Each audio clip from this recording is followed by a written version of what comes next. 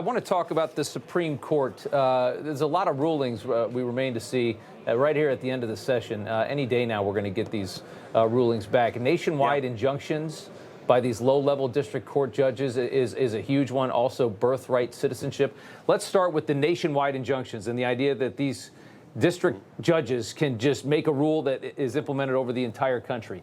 Do you believe that that gets reversed by the Supreme Court? And what will that do?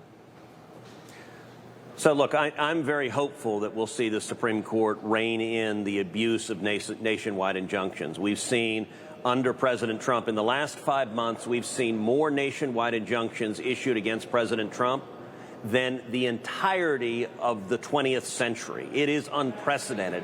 It is lawfare, where you have Democrat state attorneys general and left-wing activist groups are going and seeking out a handful of radical judges who they know are left-wing activists just like they are, and getting these nationwide injunctions. And it is not consistent with rule of law. It's not consistent with the Constitution. And so I've got some real hope and optimism that we will see a decision from the Supreme Court in the next few days that substantially reins in those nationwide injunctions. It may not eliminate them altogether, but at a minimum puts some real guardrails and stops what I think has been a rampant pattern of abuse. Would that really do some damage to the way that the left is fighting, you know, the mandate of the last election?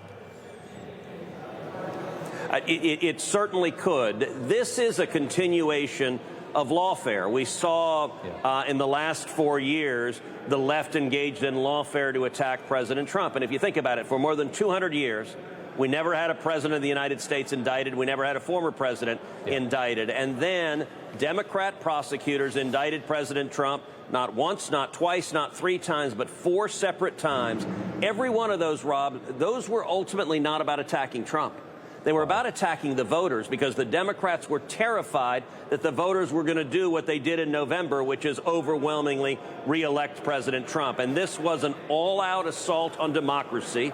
That was lawfare Chapter 1. What we're seeing now is lawfare Chapter 2, where the left does not like the substantive policy agenda that President Trump and a Republican Senate and Republican House were elected to adopt.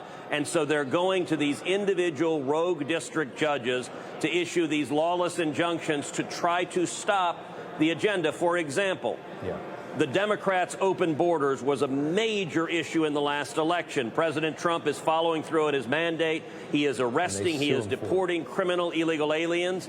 And the Democrats have decided that their party is all about as many illegal aliens as possible being released into America, as many murderers and rapists and child molesters and Venezuelan gang members, and they've got rogue judges who are trying to help them out.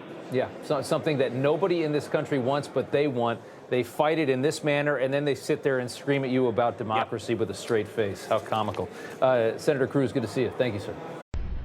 You know, everybody's reporting the same stories, the same spin. You turn the channel, it's always the same. But not us. We're different. We report the real news. No spin, just the facts. Turn to us, and you won't turn back. Tune in to Rob Schmitt Tonight on Newsmax.